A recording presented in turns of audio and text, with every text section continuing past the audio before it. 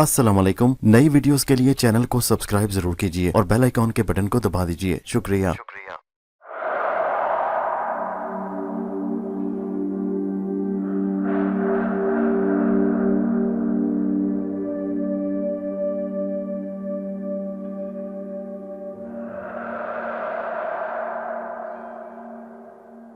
पेशे खिदमत है कहानी दश्ते हैरत का दूसरा हिस्सा।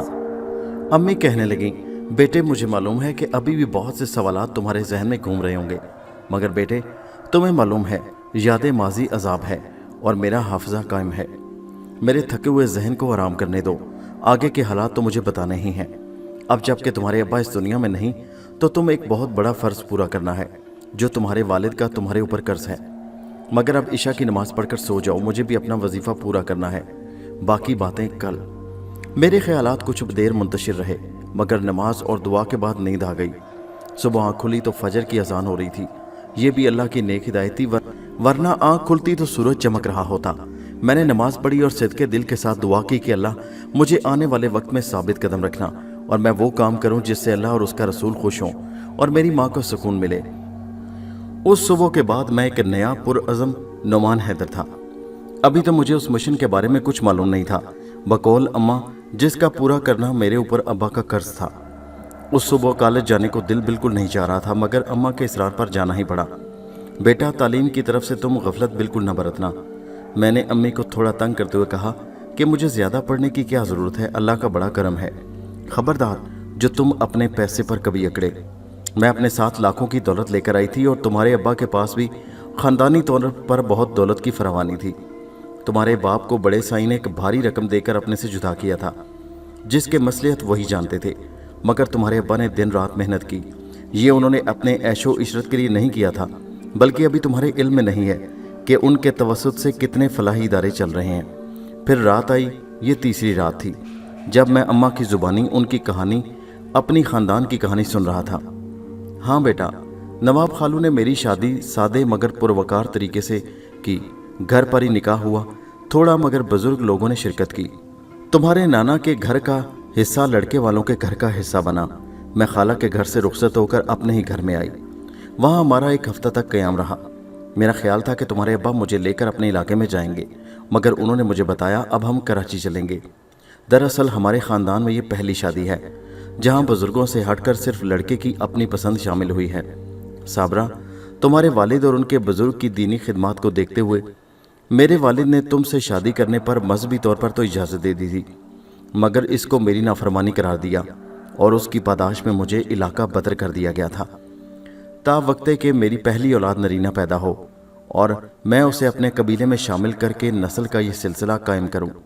फिर जब तुम पैदा हुए तो तुम्हारे अब्बा की खुशी देखने वाली थी, पहली औलाद और वो भी औलाद नरीना। अब वो अपने कबीले में जाने का सोचने लगे। तुम्हारी पैदाइश से पहले उन्होंने मुझे अपने इलाके और ख़ानदानी पस मंज़र के बारे में कुछ भी नहीं बताया था।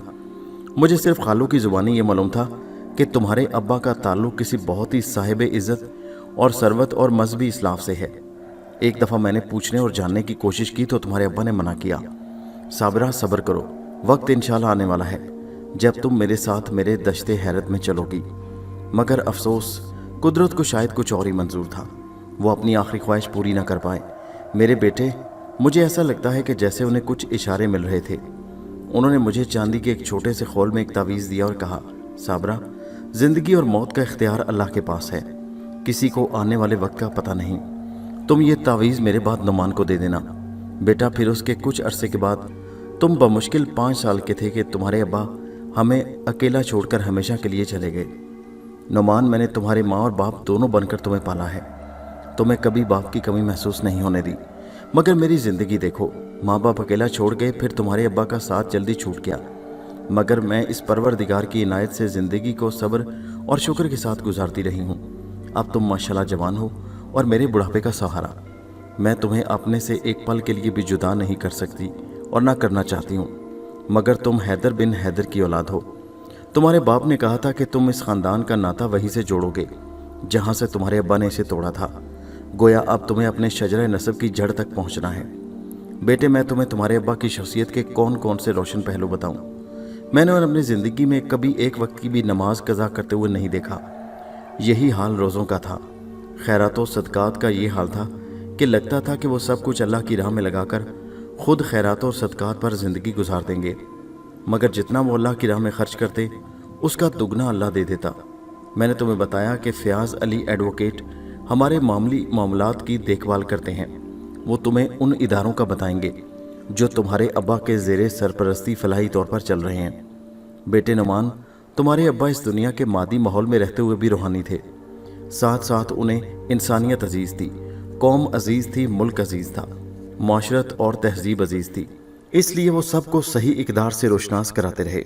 जाने पेदर तुम्हारे वालिद बुज़ुर्गों को रूहानियत मरूसी तौर पर वदियत हुई थी, मगर इसका इज़हार उन्होंने कभी किसी के सामने नहीं किया था। उन्होंने शौरी तौर पर मुझे मुतासिर करने की कोशिश नहीं की, मगर मुझे चंद तजर्बात हुए थे जिसका जिक्र मैंने उनसे नहीं किया, और ना ही बेटे मैं तुम्हें उसके बारे में कुछ बता सकती हूँ। बेटे नुमान, तुम्हारे अब्बा को अपने नाम हैदर बिन हैदर पर बड़ा मान था। अपने बाप के नाम पर वो खामोश हो जाते और गहरी सोच में डूब जाते। एक दफ़ा तो मैंने उनसे पूछा, कहीं आप मुझसे शादी करके पछता तो नहीं रहे हैं? आपने मुझ पर तरस खाकर शादी तो नहीं की? वो मेरी इस बात पर सख्त नाराज़ हुए और मुझसे कहने लगे, साबरा कभी ऐसा सोचना भी मत। बहुत सी ऐसी बातें मैं जानता हूँ जो तुम नहीं जानती, मगर हमेशा अपने आप को आपका मुजरिम समझती रहूँगी।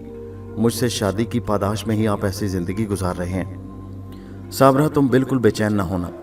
हमारे इस्लाफ के रूहानी सिलसिले में ऐसा ही था। मुझे ये रूहानी चिल्ला काटना ही था। इससे वो रूहानी कुव्वत जो मांद पड़ती जा रही थी फिर जिला हासिल करेगी। मेरी कुर्बानी रायगाह नहीं जाएगी। मेरा बेटा इस सिलसिले को कायम रखेगा और आगे बढ़ाएगा। नुमान बेटे, ज़िंदगी ने तुम्हारे बाप को इतनी मोहलत ना दी कि वो तुम्हें कोई हिदायत दे पाते। हाँ, दमे आखिर उनकी ज़ुबान पर तुम्हारा नाम था और साथ ही बार बार चोलिस्तान कह रहे थे। इसका मतलब ये हुआ मेरे बेटे कि वो इशारा कर रहे थे कि तुम चोलिस्तान का सफ़र इख्तियार करो। बस मेरे बच्चे, अभी दुआओं के बाद सो जाओ। कल बाद तुम्हारा अव्वलीन फ़र्ज़ होगा कि तुम वो सफ़र इख्तियार करो जो तुम्हारे अब्बा की आंखों में छुपी बेचैनियों का इस्तारा होगा। मेरी दुआ है कि आने वाला सफ़र तुम्हारे विजदाने का कतबी सितारा हो। मेरे बच्चे, यूं तो तुम्हारे अब्बा का हर अमल तुम्हारे लिए काबिल तकलीद है, मगर उनकी ज़िंदगी के हर पहलू में मुस्बत सोच का अंदाज़ तुम्हारे लिए मशअल राह साबित होगा। मिसाल के तौर पर एक बड़ी दिलचस्प बात याद आ रही है। मुझसे एक मर्तबा हंसकर कहने लगे, तुम मेरे लिए मुल्तान का एक हसीन 5वां तोहफ़ा हो। मैं समझी शायद मेरी किसी बात पर तंज कर रहे हैं। मैंने पूछा, आपने मुझे 5वां तोहफ़ा क्यों कहा? समझाते हुए कहने लगे कि मुल्तान के 4 तोहफ़े तो पहले ही मशहूर हैं। वो जो कहते हैं ना कि 4 तोहफ़ा अज़ मुल्तान, गुर, गुदा, गरमा और गोलिस्तान, तो गोया मैं भी उनमें शामिल हूँ। नहीं, मगर देखो, ये सिर्फ सोच का अंदाज़ है। इन तोहफ़ों को यूँ भी कबूल किया जा सकता है कि इससे मुस्बत सोच का इजहार हो, ना कि मनफी। मसलन यानी मट्टी, उसी मट्टी से इंसान का खमीर बना है, उसमें वापस जाएगा और उसी से उठाया जाएगा। इसी मट्टी से इंसान को खुराक मिलती है, अनाज उगता है। ये मट्टी यानी ज़मीन मादनियात, सोना, चांदी, तेल और पानी अपने सीने में रखती है, जिसे इंसान अपने फ़ायदे में लाकर खर्च करता है। गदा, इंसान की हकीकत क्या है? अपने खालिक और उस अजीम कुव्वत के सामने एक गधा की, एक मांगने वाला, अपनी सलामती, खैर और बरकत के लिए मालिक के सामने हाथ जोड़े खड़े रहता है। हम सब उसके दर के सवाली हैं। फिर वो झोली के सदा लगाते फिरते हैं। गर्मा मतलब तपिश, हरारत, गर्मी। जब तक हरारत कायम है ज़िंदगी कायम है। सर पड़ा तो मौत गर्म जोशी सरमोहरी की दुश्मन है। सूरज की हरारत से नबातात हैवानात की ज़िंदगी की ज़मानत है। गोरिस्तान यानी अंजाम ज़िंदगी, दुनिया की आखिरी आरामगाह। ये अल्लाह के मुकर्रब पाक बंदों के मज़ारात हमें याद दिलाते हैं कि इबादत, नेक और अच्छे अमल और सिराते मुस्तकीम पर चलने वाले ही अल्लाह के इनाम इकराम के हकदार होते हैं। हम उन बुजुर्गाने दीन के आस्थाने पर हाज़िरी देकर सिर्फ अल्लाह से दुआ करते हैं कि हमें भी उनकी राह पर चलने की तौफीक अता फरमा, ताकि हम भी तेरे नामो इकराम और तेरी रहमतों के हकदार हों। मैंने उनसे कहा, अच्छा नुमान के अब्बू, आपने गुरु, गदा, गरमा, गोरिस्तान की खूबसूरती तो बयान की, मगर मैं 5वां तोहफ़ा कैसे हो गई? तो वो बोले, ऐसे के 4 तोहफ़े इस कायनात के अहम जुज़्व हैं, और बकौल शायर, वजूद ज़न से है तस्वीर कायनात में रंग, तो तुम मेरी ज़न हो, यानी ज़िंदगी में रंग गोया मुल्तान का 5वां तोहफ़ा। یہ کہہ کر وہ ہنس پڑے۔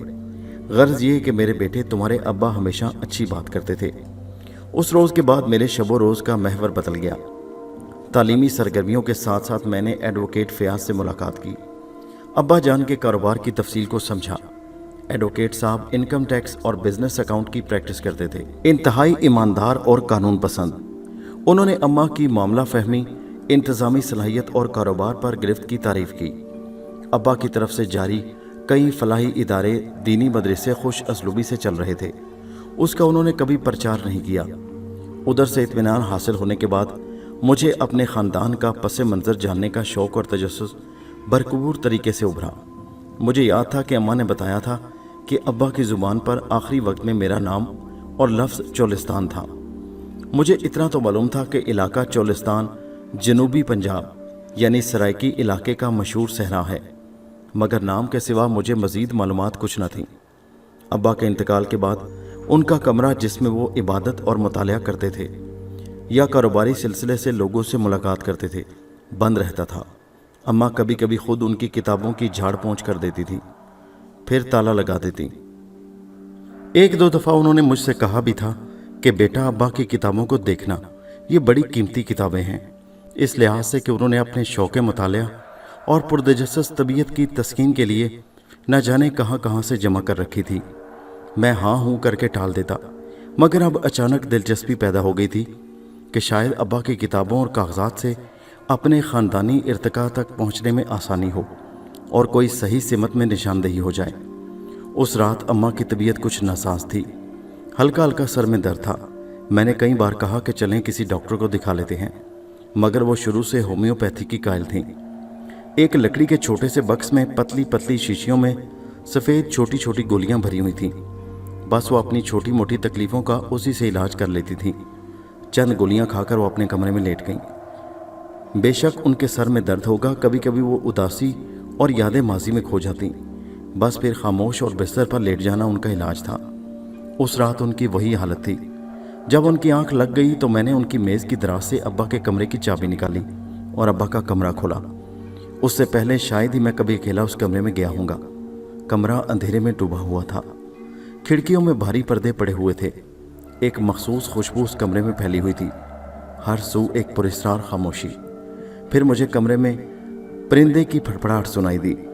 میں آسانی سے خوفزدہ ہونے والوں میں سے نہیں ہوں، مگر اس رات اس اندھیرے کمرے میں کبوتر کی اچانک پھڑپھڑاہٹ نے مجھے چونکا دیا اور مجھے اپنے جسم میں خوف کی ایک لہر دوڑتی محسوس ہوئی۔ میرے اپنے گھر کا یہ کمرہ تھا، میں نے اسے اتنی دلچسپی سے نہیں دیکھا تھا۔ شیشے کی الماریوں میں کتار در کتار سجی ہوئی کتابیں، ایک کونے میں لکھنے کی میز، اس پر بکھرے ہوئے مختلف کاغذات، ایک جھولنے والی بیت کی کرسی کے بائیں جانب زمین پر ایک لمبا بجلی کا لیمپ۔ میں نے اس کا بٹن دبایا تو لیمپ آن ہو گیا۔ میز پر ایک چمڑے کی جلد پر چڑھی ہوئی کتاب رکھی تھی اور کتاب پر ابا کے پڑھنے کا گول کمانی کا چشمہ رکھا ہوا تھا۔ ایسا لگتا تھا کہ جیسے کوئی پڑھتا ہوا ابھی اٹھ کر گیا ہو۔ اماں نے شاید ابا کی یادوں کو تازہ رکھنے کے لیے اس کمرے کی چیزوں کو زیادہ چھیڑا نہیں تھا۔ میں نے کھڑکی سے پردہ ہٹا کر پٹ کھول دیے۔ تازہ ہوا کا جھونکا کمرے میں آیا۔ آسمان پر بادلوں کی اوٹ سے چاند نکلا تو اس کی مہتابی روشنی کھڑکی سے کمرے میں آئی۔ وہ ایک انجانا خوف جو پہلے پہل پیدا ہوا تھا وہ دور ہو گیا۔ کتابوں پر نظر پڑی تو اندازہ ہوا کہ زیادہ کتابیں مذہب، فلسفہ اور روحانیت پر تھیں۔ قرآن شریف کے ترجمے، تفسیر اور حدیث پر کتابیں تھیں۔ میں جھولنے والی کرسی پر بیٹھ گیا۔ آنکھیں بند کر کے جھولا نہ لینے کی خواہش کے باوجود اس کرسی نے مجھے جھلانا شروع کر دیا۔ شاید وہ بنی ہی ایسی تھی۔ ان جھولوں کی وجہ سے میری آنکھوں میں خمار اتر آیا۔ ایسے لگا جیسے ابا کی روح میرے اندر اتر گئی ہو۔ میں لک و دک انجانی وادیوں میں گھوم رہا تھا۔ اس کے ویرانے میں مجھے وہ کھجور کے درخت دکھائی دیے جو میں نے اس رات سے پہلے ایک رات خواب میں دیکھے تھے۔ اتنے میں چونک کر ہوش میں آ گیا۔ ایک بلی میز کے نیچے سے نکل کر مجھ سے ٹکراتی ہوئی کھلی کھڑکی سے باہر کود گئی۔ بند کمرے میں اپنے شکار کبوتر کو لے کر وہ کیسے آ گئی تھی، یہ میری سمجھ میں نہیں آیا۔ میں کتنی دیر مدوش اسی کرسی پر جھولتا رہا۔ اس کا اندازہ مجھے اس وقت ہوا جب دیوار پر لگی گھڑی نے ٹن ٹن 2 بجائے۔ رات کے 2 بج چکے تھے مگر میری آنکھوں سے نیند بالکل غائب تھی۔ میں نے ابا کا چشمہ احتیاط سے اٹھا کر ایک جانب رکھا और उसी जिल्द चढ़ी किताब को उठाया। किताब बाहर से जितनी मजबूत दिखाई दे रही थी, अंदर से उतनी ही बोसीदा थी। उसके वर्क खस्ता और पीले पड़ गए थे। दरअसल ये कोई छपी होती किताब न थी, बल्कि हाथ से तहरीर शुदा रोजनामचा था। हर सफ़े पर तारीख पड़ी हुई थी सन हिजरी के साथ। यकीनन कोई पुराना रोजनामचा जो अब्बा से पहले किसी ने लिखा होगा।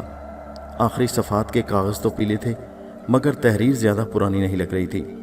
ये ज़रूर अब्बा की तहरीर थी, क्योंकि तारीख भी सन ईस्वी में थी। मैंने शुरू की तहरीर पढ़नी चाहिए, मगर मेरी समझ में कुछ ना आया। मैं एहतियात से सफ़ात उलट रहा था। आखिरी हिस्सा जो अब्बा की तहरीर थी वो सलीस उर्दू तहरीर थी। पहले सफ़े पर जली हरूफ में उनका नाम हैदर बिन हैदर लिखा हुआ था। नीचे तारीख और मकाम चोलिस्तान लिखा था। चोलिस्तान का नाम देखकर मेरी दिलचस्पी बढ़ गई। अम्मा ने जिक्र किया था कि अब्बा बवक्ते रुखसत चोलिस्तान को याद कर रहे थे। अगले सफ़ा पर बिस्मिल्लाह के बाद अब्बा की लिखाई शुरू हुई।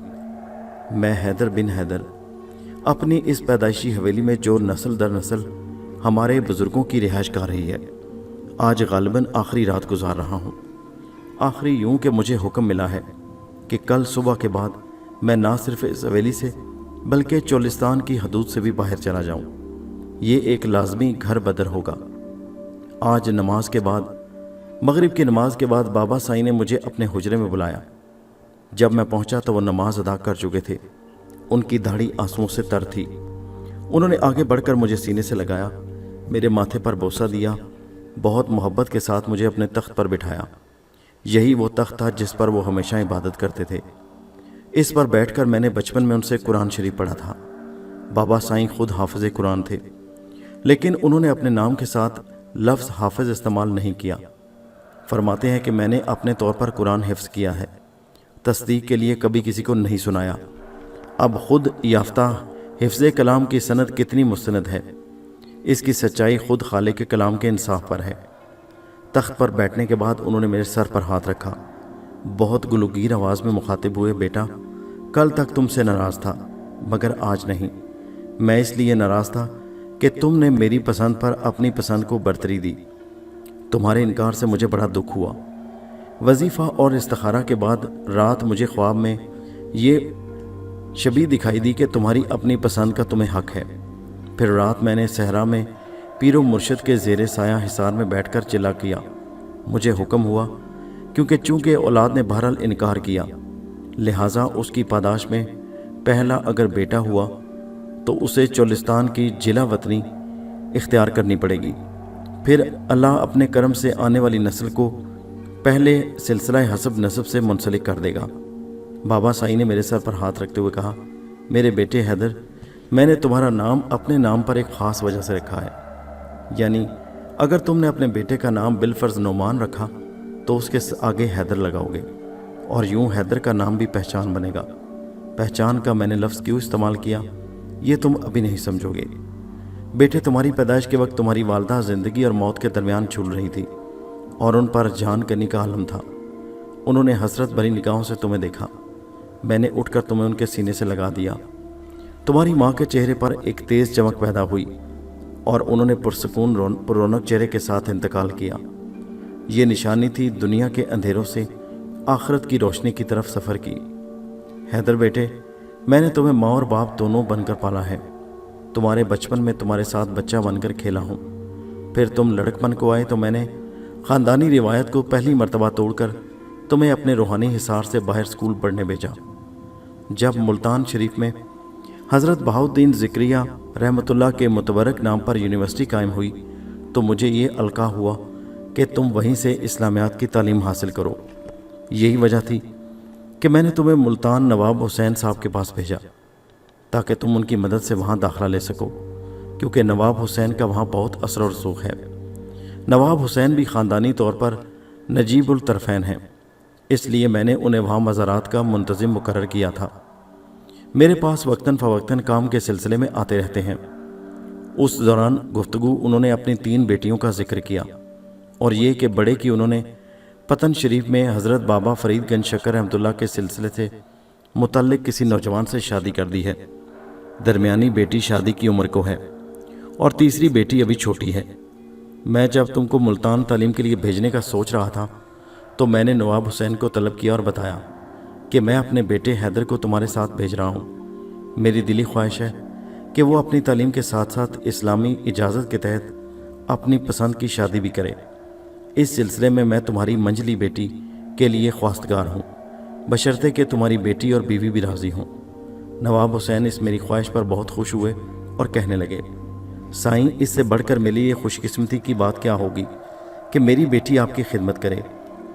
फिर बेटियों पर बात का सिलसिला चल पड़ा तो नवाब हुसैन ने बताया कि हमारे ख़ानदान में कई पुश्तों से बेटी की पैदाइश का सिलसिला रुका हुआ है और सिर्फ वाहिद औलाद नरीना पैदा हो रही है। मैंने बताया कि मेरे दादा से सिर्फ अब्बा थे, अब्बा से मैं और अब मेरे से वाहिद मेरी औलाद हैदर। आगे का अल्लाह हाल बेहतर जानता है। फिर नवाब हुसैन ने अपने दोस्त पड़ोसी हाजी नूर अहमद का किस्सा सुनाया कि किस तरह वो अपने बुज़ुर्ग की हिदायत पर हज़रत ख्वाजा मोइनुद्दीन चिश्ती रहमतुल्लाह की नगरी अजमेर शरीफ से हिजरत करके मुल्तान आकर बस गए ताकि बुज़ुर्ग की हिदायत पर पहली पैदाइश मुल्तान में हो। फिर नवाब हुसैन की ही ज़ुबानी मुझे नूर अहमद और उनकी अहलिया के दौरान हज शहादत की इत्तला मिली। जब नवाब हुसैन से उनकी बच्ची के साथ बेटे तुम्हारी शादी की बात की तो इस नवाब साहब ने बड़े फ़िक्र अंदाज से नूर अहमद की बेटी का भी जिक्र किया कि वो भी अब सयानी हो गई है, उनकी बेटी की हम उम्र है, उन्हें उसकी भी शादी की फ़िक्र है। अगर मेरी नज़र में कोई मुनासिब रिश्ता हो तो ज़रूर बताएं। बेटे हैदर, मैं तुमसे नाराज़ नहीं हूँ, क्योंकि होता वही है जो मंजूर खुदा होता है। शायद अल्लाह की बेहतरी इसी में थी कि तुम अपनी पसंद की शादी हाजी नूर अहमद की बेटी से करो। जाओ, मेरी तरफ से इजाज़त है, मगर मैं पीरो मुर्शिद के हुक्म को भी नहीं टाल सकता। तुमको मेरे बेटे हैदर मैं अपने दिल पर पत्थर रखकर रुखसत कर रहा हूँ और दुआ गो हूँ कि बारी ताला तुम्हें जल्द पहले औलाद नरीना यानी बेटे से नवाजे, ताकि तुम पर नाफिज जिला वतनी चोलिस्तान का अरसा ख़त्म हो। ये हमारे मुल्क पाक सरजमीन का एक खासा है, मगर चोलिस्तान हमसे है और हम चोलिस्तान से। दश्ते हैरत चोलिस्तान में एक निराली और अछूती दुनिया आबाद है, ऐसी दुनिया जो दिल की उजड़ती हुई बस्ती को आबाद करती है और रूह के सोए हुए तारों को छेड़ती है। मेरे बच्चे, तुम इस वक्त दश्ते हैरत को छोड़ने पर मजबूर हो। जब वक्त आया तो तुम खुद इसके तिलिस्म होशरुबा से लुत्फ अंदोज होते। मैं भारी दिल के साथ तुम्हें अलविदा कह रहा हूँ। मेरी आंखें इंतज़ार में रहेंगी उस वक्त जब तुम्हारी औलाद अपनी मट्टी की तरफ लौट आएगी। मैं तुम्हें अपनी तरफ से एक अनमोल तोहफ़ा देता हूँ जो सदियों से नस्ल दर नस्ल हमारे बुज़ुर्ग मुंतकिल करते चले आए हैं।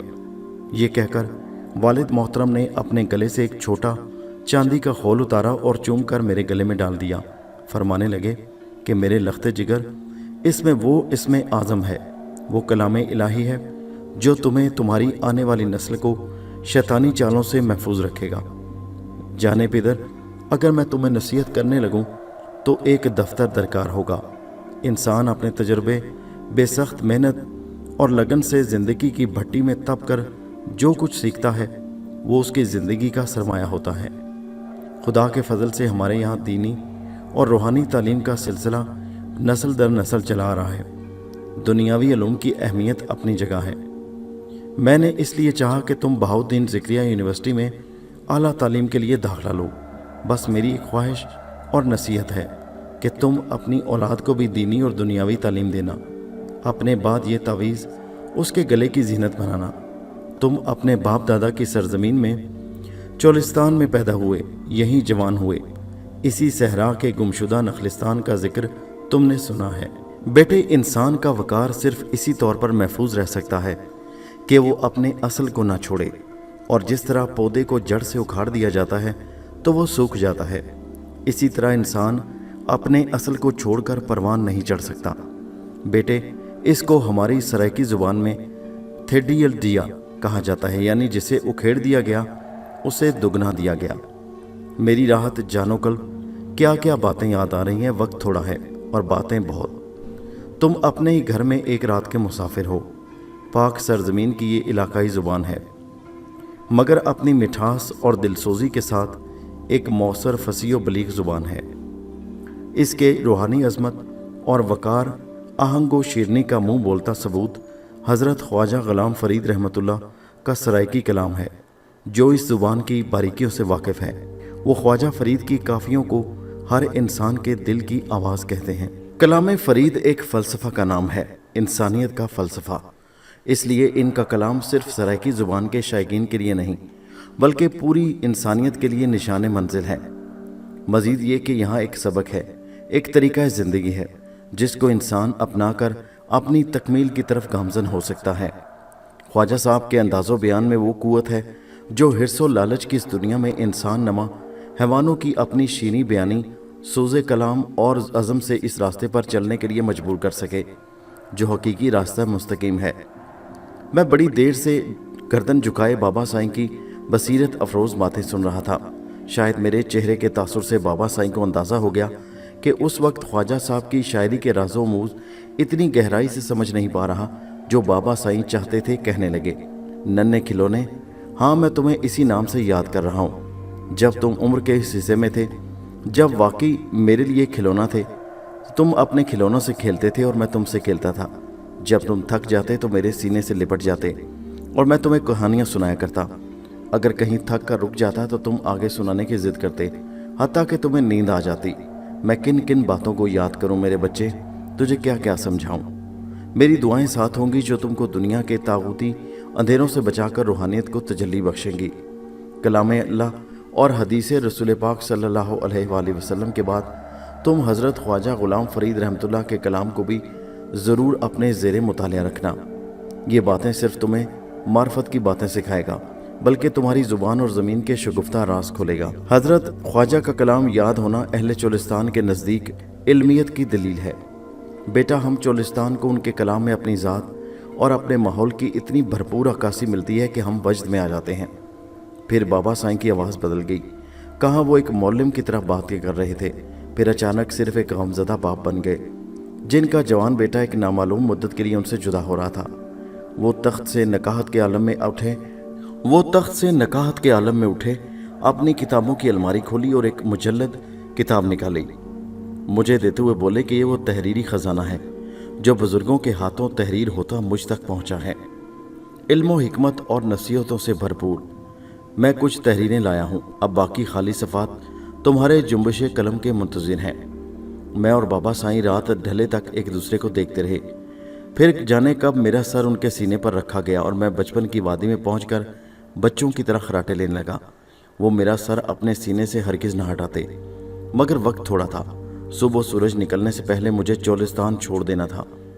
सुबह बाबा ने मेरी पीठ पर हाथ रखा, मेरी आँख खुल गई। जाओ बेटे, अपने कमरे में जाने की तैयारी करो। फिर वो खामोश हो गए। मैं भी खामोशी से अपने कमरे में आ गया। पानी के हौज़ में नहाया। पानी कुदरत का बेशबहा तोहफ़ा है, इसकी कदर सिर्फ चोलिस्तान ही जानता है। अभी नमाज फजर में वक्त था। मैंने रोज़नामचा खोला, मेज़ की दराज से कलम निकाला और बिस्मिल्लाह लिखने के बाद बैठ गया। नमाज मगरिब के बाद जब बाबा साईं ने अपने हुजरे में बुलाया, तब से उस सुबह काज़िब तक की बातें, चोलिस्तान की आखिरी रात, आखिरी शब की बातें। अचानक बिल्ली फिर खिड़की से अंदर कूदी तो मैं चौंका। अब्बा की तहरीरों में मैं ऐसा खोया हुआ था कि मुझे आस पास का होश नहीं रहा था। काफ़ी रात गुजर चुकी थी मगर नींद मुझसे कोसों दूर थी। हर सू खामोशी छाई थी। मैं अब्बा के कमरे से बाहर आया। अम्मा को उनके कमरे में झांक कर देखा, वो बेखबर सो रही थी। मैं दबे कदमों फिर अब्बा के कमरे में वापस आया। बरामदे में रखी गलोंची पर सुराही से एक गिलास ठंडा पानी पिया। फ्रिज होते हुए भी अम्मा हमेशा सुराही का पानी पीती थी और मुझसे भी कहती थी। मैं यूं खड़े खड़े हमेशा एक सांस में पानी पीता था, मगर अम्मा हमेशा बैठकर 3 सांसों में पानी पीती थी। मैंने गिलास में पानी निकालकर उसे गौर से देखा। वाकई पानी कुदरत का बेशबहा तोहफ़ा है। अब्बा ने सही लिखा था कि पानी की कदर चोलिस्तान जानता है। मैं भी तो चोलिस्तानी हूँ। पानी पीने के बाद मैंने शुक्र अल्हम्दुलिल्लाह कहा और अब्बा के कमरे में वापस आ गया। अब उस कमरे में खौफ का एहसास जाता रहा। मैं पूरी ताजगी के साथ दोबारा अब्बा की डायरी पढ़ने लगा। नया सफ़ा यूं शुरू हुआ था। आज एक अरसे के बाद मैं दोबारा फिर उस किताब ज़िंदगी में लिखने बैठा हूँ। ये मेरी ज़िंदगी की किताब से ज़्यादा मेरे पुरखों की खुद नविश्त दास्तान हयात है। मैंने इसे पढ़ने और समझने की कोशिश की, मगर अफसोस कि ज़ुबान मतरूक की वजह से महरूम रहा। बाबा साईं की तहरीर से मुझे अपने सिलसिला नस्ब के बहुत से हैरान कुन हक़ाइक़ से आगाही हुई। उस मखसूस रूहानी क़ुव्वत या फैज़ का हकदार बनने के लिए ہر نسل کو خود ایک روحانی امتحان اور تجربے سے گزرنا ہے۔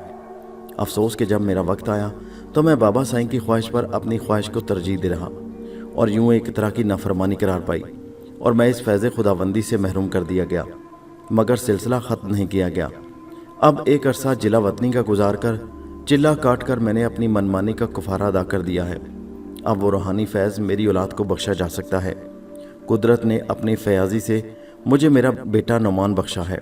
آج میں اس کتاب میں آخری باب لکھ دینا چاہتا ہوں۔ کل کی کس کو خبر ہے؟ اپنی پہلی تحریر میں نے اس رات کا ذکر کیا تھا جب بابا سائیں نے مجھے چولستان بدر کا حکم سنایا۔ کیا اداس صبح تھی وہ۔ فجر کی اذان درگاہ کی مسجد سے ہوئی، نماز سے فارغ ہو کر باہر آیا۔ حویلی کے صدر دروازے پر بابا سائیں پہلے سے موجود تھے۔ وہ اپنے چہرے پر دل کے کرب کو چھپانے کی ناکام کوشش کر رہے تھے۔ 2 گھوڑوں کی بگی تیار تھی۔ جب میں باہر آیا تو گھوڑے مجھے دیکھ کر ہنہنائے۔ عربی نسل کے گھوڑوں کی یہ جوڑے میرے دوست تھے۔ میں نے انہیں بادل اور بجلی کا نام دیا تھا، ایک سیاہ اور دوسرا سفید۔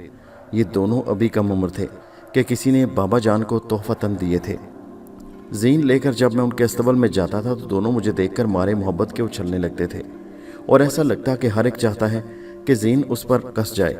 میں باری باری بادل یا بجلی پر سوار ہو کر صحرا میں میلوں سیر کو نکل جاتا۔ چٹیل میدان میں ریت پر یہ ہوا سے باتیں کرتے تھے، اونچے ٹیلوں اور نیچے گھاٹیوں کو یہ برق رفتاری سے پار کرتے۔ واپسی پر یہ مجھے اپنی پیٹھ پر جھولا دیتے، چال چلتے ہوئے حویلی میں واپس آتے۔ ہم انہیں بات کم بلکہ کسی خاص موقع پر ہی بگی میں استعمال کرتے تھے۔ میں نے آخری بار حسرت بھری نگاہ حویلی میں ڈالی۔ بابا جان نے سینے سے مجھے بھینچا اور آنکھیں ملائے بغیر تیزی سے اندر چلے گئے۔ میں بگی پر سوار ہو چکا تھا مگر گھوڑوں نے آگے بڑھنے سے انکار کیا۔ سائیں غفور بابا نے چابک ہوا میں لہرایا۔ میں نے نیچے آتی رسی کو اپنے ہاتھوں پر روک لیا۔ میں بادل اور بجلی کے پاس گیا، ان کے ماتھے پر ہاتھ پھیر کر کہا، میرے دوستو چلو، چلنا ہی ہے۔ ایک مدت کے بعد اس روز آسمان گہرے بادلوں سے گھرا ہوا تھا۔ تیز چمکیلی پرتپش دھوپ میں رہنے والے صحرا نشینوں کے لیے نوید مسرت۔ وہ اپنے اپنے ٹھکانوں سے باہر آ گئے۔ کیا بوڑھے کیا بچے سب کھلی فضا میں آسمان دیکھ رہے تھے۔ بارش کے انتظار میں میری سواری دیکھ کر وہ جگہ جگہ اسے روک کر مجھے سلام کرتے اور ہاتھ ملانا اپنا فخر سمجھتے۔ یہ بابا جان کی ان سے محبت کی وجہ سے تھا۔ دوسرے وہ مجھے روحانی سلسلے کا جانشین سمجھ کر چھوٹے دولا سائیں کہہ کر میرے حق میں نعرے بھی لگاتے۔ میں انہیں اپنے کو چھوڑ کر جا رہا تھا، تپتے صحرا کو چھوڑ کر شہر جا رہا تھا، مگر میرے لیے وہ بن باز تھا۔ چھوٹے سے ویران اسٹیشن کے باہر مجھے غفور بابا نے بگی سے اتارا۔ میرے چھوٹے سرکار کہہ کر مجھ سے لپٹ گئے۔ ان کا لاغر جسم جدائی کے غم سے کانپ رہا تھا۔ میں نے انہیں سہارا دے کر بٹھا دیا۔ میں نے کہا، بابا آپ میرے بابا کی طرح ہیں، مجھے آپ کے دکھ کا احساس ہے، مگر آپ مجھے چھوٹے سرکار نہ کہیں، میں آپ کا بیٹا ہوں، میرے چھوٹے دولا سائیں کہہ کر انہوں نے میرا منہ چوما اور واپس جانے کو لوٹے۔ میں نے کچھ رقم ان کی جیب میں ڈالتے ہوئے کہا، بابا میرے لیے دعا کیجیے گا اور ہاں میرے ان دوستوں کا بہت خیال رکھیے گا۔ اتنے میں بجلی چمکی، بادل گرجے اور بارش شروع ہو گئی۔ میرے بادل اور بجلی کے ٹاپوں کی آواز دور ہوتی گئی۔ میں بارش سے بچنے کے لیے ایک سائبان کے نیچے کھڑا ہو گیا۔ اچانک مجھ پر مایوسی چھا گئی۔ میں سوچنے لگا یہ سب کچھ میرے ساتھ کیا ہوا، کس قدر آزادی سے زندگی گزار رہا تھا، میں نے اپنے آپ کو کس مشکل میں ڈال لیا۔ میں نے تو کبھی جن سے مخالف کی کشش محسوس ہی نہیں کی۔ شاید صنف نازک کی مقناطیسی قوت کے سامنے پہلی مرتبہ آیا اور غیر ارادی طور پر اس طرف کھنچ گیا۔ بارش رک گئی۔ سائبان نے وقتی طور پر مجھے بھیگنے سے بچا لیا، مگر مجھ پر تو میرے گھر کا، میرے باپ کا سائبان اٹھ گیا تھا۔ مجھے دنیا کی طوفانی بارشوں سے کون سائبان بن کر سایہ دے گا؟ مگر دوسرے ہی لمحے میں نے سچے دل کے ساتھ توبہ کی۔ میری نگاہیں آسمان کی طرف اٹھی، بادل چھٹ گئے تھے، آسمان کھل گیا اور سورج پوری آب و تاب سے چمک رہا تھا۔ یہ جو کچھ میری زندگی میں ہو رہا تھا اور ہوگا، اس میں اس کی مصلحت شامل ہوگی۔ بس میں اپنی نیت صاف رکھوں اور اپنے ایمان کو مضبوط رکھوں، اس کے اور رسول صلی اللہ علیہ وآلہ وسلم کے اور اس کی کتاب کے بتائے ہوئے راستے پر چلوں، پھر میرے ہر عمل کا رد عمل میرا مقدر ہوگا۔ بس اسی لیے میں نے سوچوں کو اپنے ذہن سے نوچ دیا۔ ظہر اور عصر کے درمیان میں ملتان کے اسٹیشن پر کھڑا تھا۔ میں نے اپنے پہنچنے کی اطلاع کسی کو نہیں دی۔ بابا سائیں نے ایک رکا بند لفافے میں نواب چچا کے نام دیا تھا۔ اس سے پہلے جب میں پہلی مرتبہ چچا کے گھر میں ان کے گھر والوں کے ساتھ رہنے کی اجنبیت، جھجک اور کسی کو دیکھنے کا شوق نواب چچا کے بڑے سے گھر کے مہمان خانے میں ٹھہرا تھا۔ چچی اپنی سب سے چھوٹی بیٹی عالیہ کو لے کر چچا کے ساتھ مجھ سے ملنے میرے کمرے میں آئی تھیں۔ میں نے جھک کر جھکی نظروں سے انہیں سلام کیا تو انہوں نے بہت سی دعاؤں اور نیک تمناؤں کے ساتھ مجھے خوش آمدید کہا۔ یہ میری چھوٹی بیٹی عطیہ ہے، بیٹی بھائی جان کے پاس جاؤ اور انہیں سلام کرو، چچی نے عطیہ سے کہا۔ عطیہ اس وقت شاید 4-5 سال کی ہوگی، بہت شوخ چنچل، گوری چٹی، گول مٹول، مگر بادب اسی عطیہ کی معصوم میٹھی میٹھی اور مزیدار باتوں نے مجھے غائبانہ طور پر شازیہ کا ذکر کیا، اور یہ کہ نواب چچا کے مرحوم دوست کی بیٹی بھی انہی کے پاس رہ رہی ہیں۔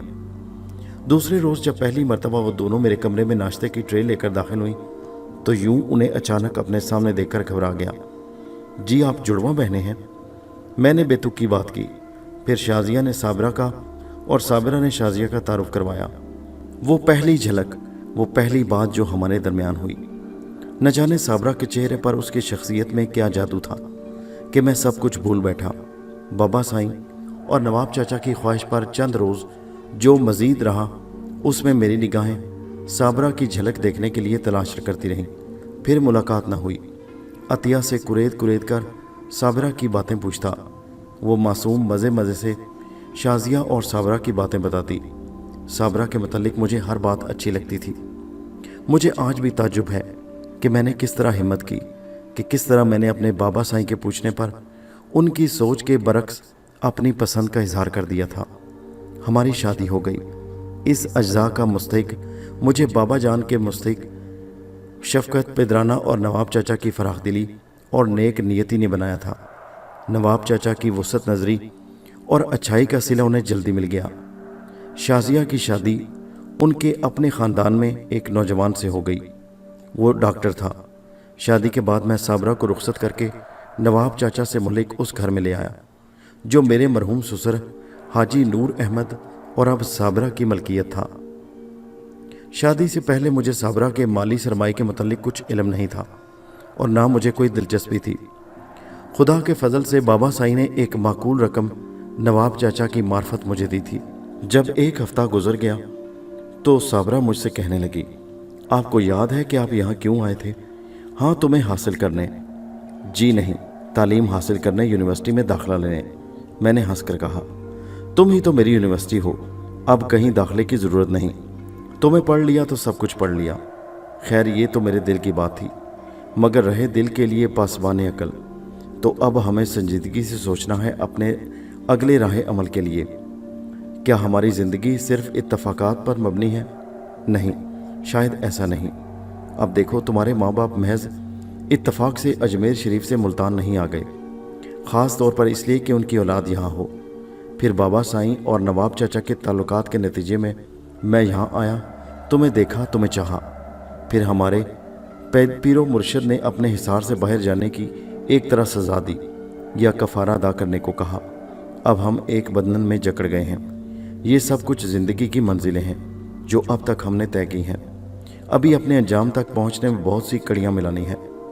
سفر زندگی کی کڑیاں ملاتے ہم کراچی آ گئے۔ یہ قدیم آبائی روزنامچہ کتاب حکمت و دانائی جو میرے بزرگ قلم بند کرتے آئے ہیں، میں نہیں چاہتا کہ اپنے دور کی مادی روداد روز و شب سے بھر دوں۔ اب تک جو کچھ لکھا ہو آنے والے کی رہنمائی کے لیے، تاکہ وہ اپنی بنیاد کو، اپنے شجرہ نسب کو سمجھ سکے، اور یہ کہ اس کا مشن اس ٹوٹی ہوئی کڑی کو جوڑ کر منزل پانا ہے۔ میں پر امید ہوں کیونکہ صابرہ امید سے ہے۔ آج عرصہ 5 سال کے بعد میں حیدر بن حیدر پھر لکھ رہا ہوں۔ ایسا لگتا ہے کہ یہ میری آخری تحریر ہوگی۔ اب مجھے دلی سکون ہے۔ ابھی تہجد سے فارغ ہوا ہوں۔ دوسرے کمرے میں صابرہ اپنے نور نظر بیٹے کو سینے سے چمٹائے ایک جان کیے ہوئے دنیا سے بے خبر سو رہی ہے۔ اسے کیا خبر کہ میری سوئی ہوئی زندگی جاگ گئی ہے۔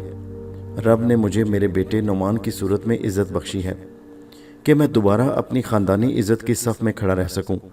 میں اپنی تحریر اس مرکہ چولستان کو یہیں ختم کرتا ہوں، اس یقین پر کہ آنے والے وقتوں میں انشاءاللہ میرا بیٹا اس کے مندرجات سے مستفیض ہوگا۔ میری دلی خواہش ہے کہ وہ علم کے بعد صحیفہ چولستان یعنی کلام حضرت خواجہ غلام فرید رحمۃ اللہ سے لطف اندوز ہونے کے لیے زبان شیریں سرائکی ضرور سیکھے گا۔ یہاں ابا جان کی تحریر ختم ہو گئی تھی۔ میں پڑھنے میں اتنا مصروف تھا کہ وقت گزرنے کا احساس نہ ہوا۔ اتنے میں مجھے قدموں کی چاپ سنائی دی۔ یہ امی جان تھی۔ میں نے کتاب بند کر کے میز پر رکھ دی۔ ارے بیٹے، تم یہاں ہو؟ تم اپنے ابا کے کمرے میں موجود ہو اور میں تمہیں سارے گھر میں ڈھونڈتی پھر رہی ہوں۔ میں نے تمہارے سونے کے کمرے میں بھی جھانکا، مگر ایسا لگتا ہے کہ آج رات تم وہاں سوئی نہیں۔ کیا ساری رات ابا کے کمرے میں رہے؟ کیا کر رہے تھے؟ یہ کہہ کر انہوں نے کھڑکی سے پردہ ہٹایا۔ دیکھو بیٹا، صبح ہو چکی ہے۔ ہاں، آپ سچ کہتی ہیں امی، میری زندگی کا ایک نیا دن طلوع ہوا ہے، میں نے کہا۔ پھر امی بولی، کیا بات ہے، آج بہت خوش ہو اور پرعزم دکھائی دے رہے ہو۔ واقعی میں اپنے اندر ایک تبدیلی محسوس کر رہا تھا۔ یہ سب کچھ اس ابا کے کمرے کا جادو تھا اور اس کتاب میں لکھے گئے ابا کے الفاظ، جنہوں نے میری سوچ میں ایک انقلاب پیدا کر دیا تھا۔ میں نے امی کو محبت سے لپٹاتے ہوئے کہا، امی فی الحال مجھے اچھا سا ناشتہ کروائیے، پھر میں اپنی گاڑی کو فٹ فاٹ کرتا ہوں۔ مجھے ایک لمبے سفر پر نکلنا ہے، آپ کی دعاؤں کے ساتھ۔ کیا کہہ رہے ہو بیٹے؟ مجھے تو کچھ سمجھ نہیں آ رہی۔ بے فکر رہے امی، خوشی کی بات ہے۔ آج رات جب آپ میرے کمرے میں دودھ لے کر آئیں تو انشاءاللہ میں بولوں گا اور آپ سنیں گی۔ ناشتے کے بعد میں گاڑی لے کر ورکشاپ چلا گیا اور دیر سے واپس آیا۔ گاڑی میں کچھ زیادہ ہی کام نکل آیا تھا۔ مہک آٹوز کے مالک سرفراز بابو نے کہا کہ نعمان صاحب گاڑی گیراج میں چھوڑ جائیں، شام کو تیار مل جائے گی۔ میں نے سوچا تھوڑا سا تو کام ہے، اپنے سامنے ہی کروا لوں، اور کام پر کام نکلتا چلا گیا۔ شام جب گھر پہنچا تو امی میرے انتظار میں تھی۔ نعمان، تم نے بڑی دیر کر دی، میں کب سے تمہاری راہ دیکھ رہی تھی۔ امی کچھ پریشان نظر آ رہی تھی۔ خیریت؟ کیا بات ہے، آپ فکر مند کیوں ہیں؟ میرے پوچھنے پر امی بولی، بیٹے تمہیں یاد ہوگا کہ جب میں نے تمہیں تمہارے ابا کی باتیں بتائی تھی تو میں نے چاندی کی ایک تعویذ کا ذکر بھی کیا تھا جو ایک خول میں بند ہے، جو انہوں نے مجھے دیا تھا اور خاص طور پر ہدایت کی تھی کہ وہ تمہارے گلے میں اس روز پہناؤں جس دن تم اللہ کے فضل سے چاند کی تاریخ کے حساب سے ٹھیک 20 سال کے ہو جاؤ گے۔ تو آج بیٹے قمری مہینہ شعبان کی 9ویں تاریخ ہے۔ آج سے ٹھیک 20 قمری برس پہلے تم نے اس دنیا میں آنکھ کھولی تھی۔ تمہاری پہلی جھلک پر تمہارے ابا کی آنکھوں میں ایک تیز چمک پیدا ہوئی تھی جس نے میری آنکھوں کو بھی چندیا دیا تھا۔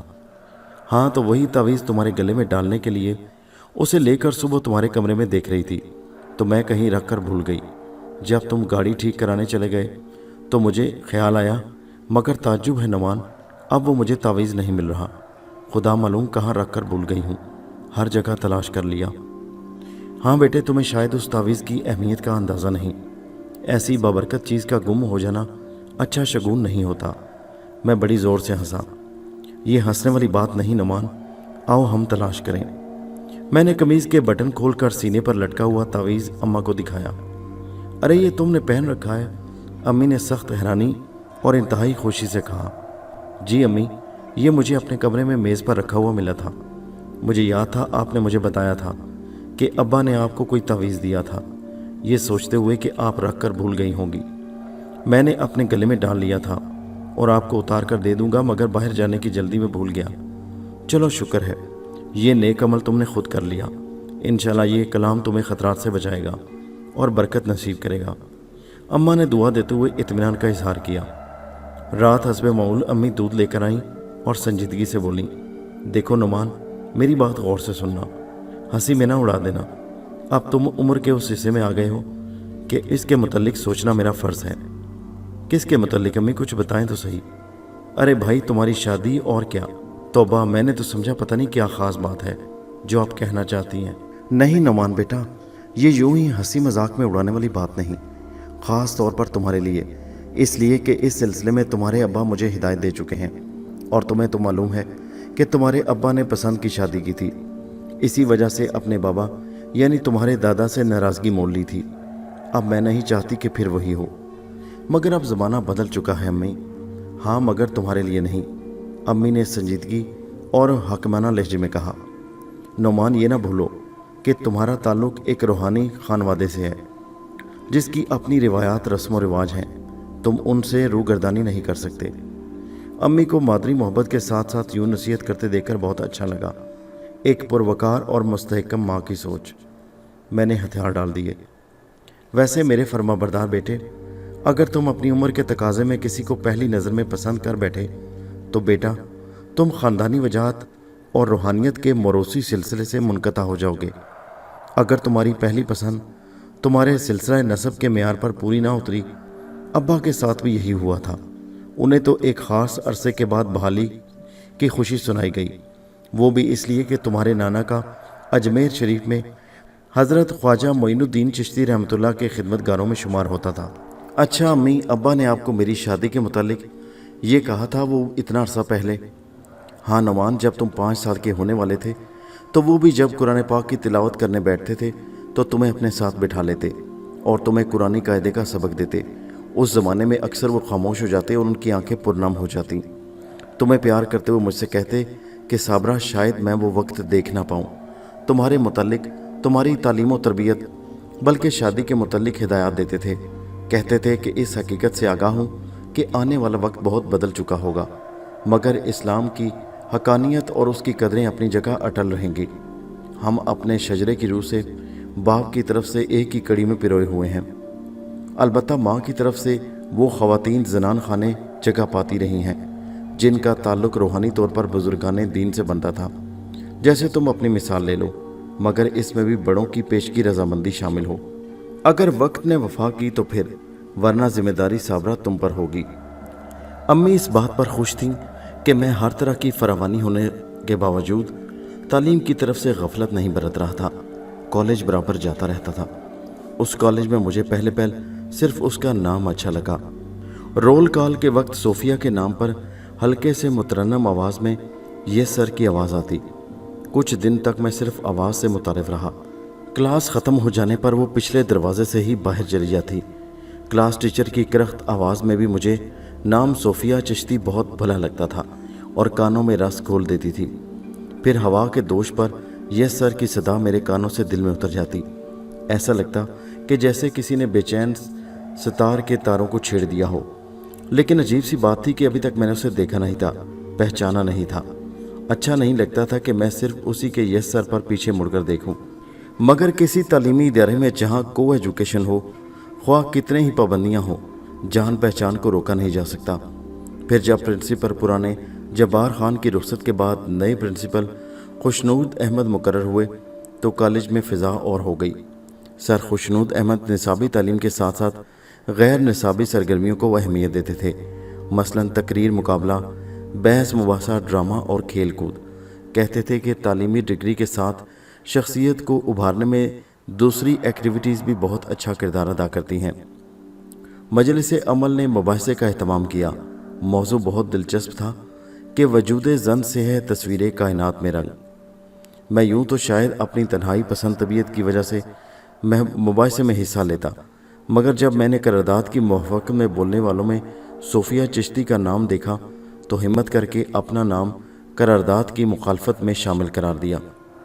बोलने की हिम्मत तो कर ली, मगर अब मसला मौजू के मुखालफत में मवाद का था, यानी मुझे उसके मुखालिफ तकरीर करनी थी। मैंने अपने दोस्त और क्लास फेलो असलम अंसारी की मदद ली। वो बहुत अच्छा शायर और नसर निगार था। घर में आईने के सामने अपने शबी से जुमलाबाजी रहती। अम्मी ने मुझे यूँ देखा तो उनकी हंसी ज़ब्त न हुई। वो इस बात पर खुश थी कि मैं कॉलेज की सरगर्मियों में हिस्सा लेने की वजह से खामोशी और सोच के खोल से बाहर निकल आया था। उस वक्त ना मुझे खबर थी और ना अम्मी सोच सकती थी कि मेरा जहन किसकी सोच में कैद होने वाला है। अब मैं सोफिया को पहचानता था। दुबली पतली सी, बज़ाहिर वो खामोश तबा लड़की थी।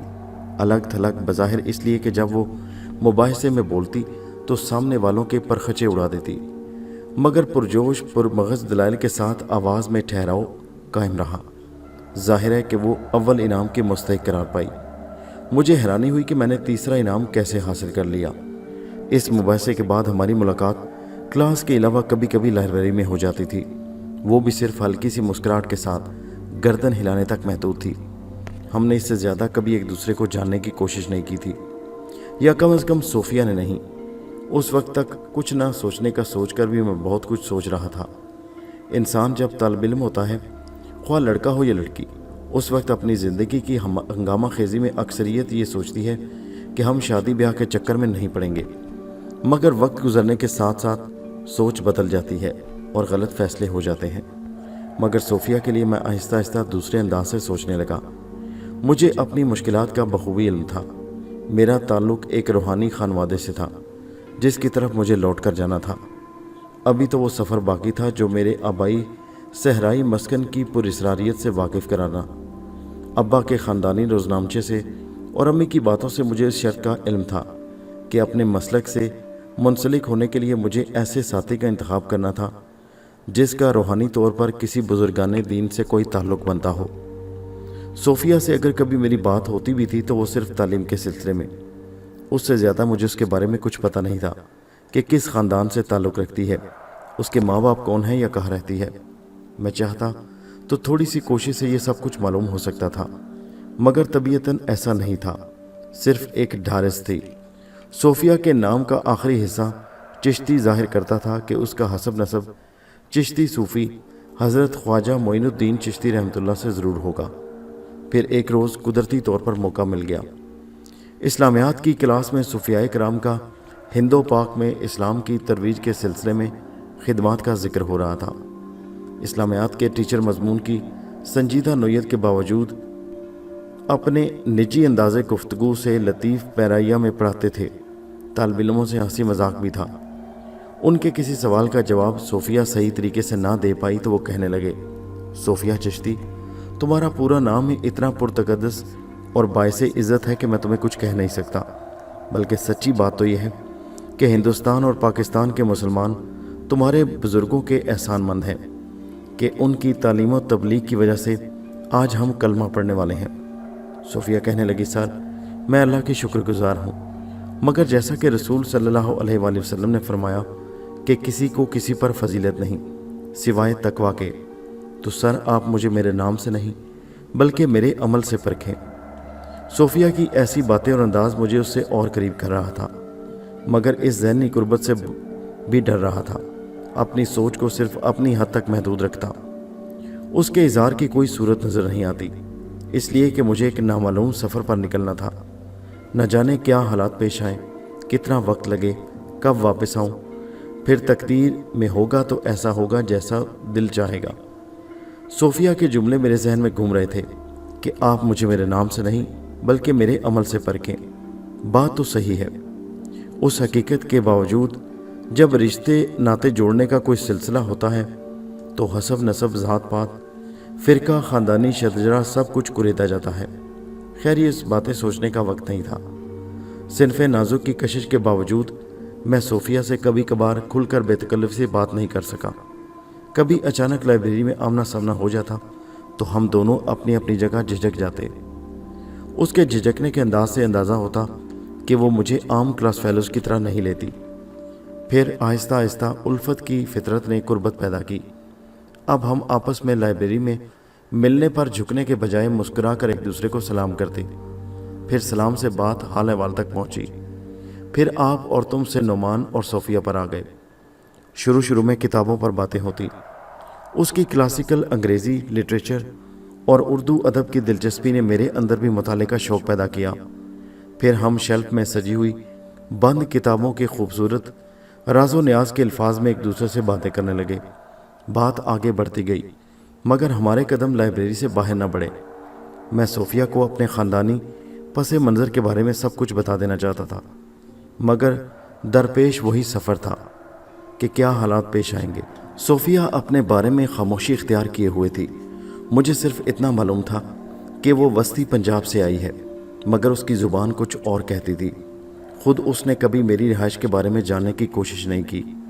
कॉलेज और लाइब्रेरी के बाहर बाद में हम एक दूसरे के लिए अजनबी हो जाते। मैंने सोफिया का कोई जिक्र नहीं किया था, मुनासिब वक्त का इंतज़ार था। दोस्तों, ये कहानी जारी है। इसका अगला हिस्सा नेक्स्ट वीडियो में मुलाहिज़ा कीजिए, जिसका लिंक इसी वीडियो के नीचे डिस्क्रिप्शन में मौजूद है। और हमारे चैनल हैदर वॉइस को सब्सक्राइब कीजिए। शुक्रिया।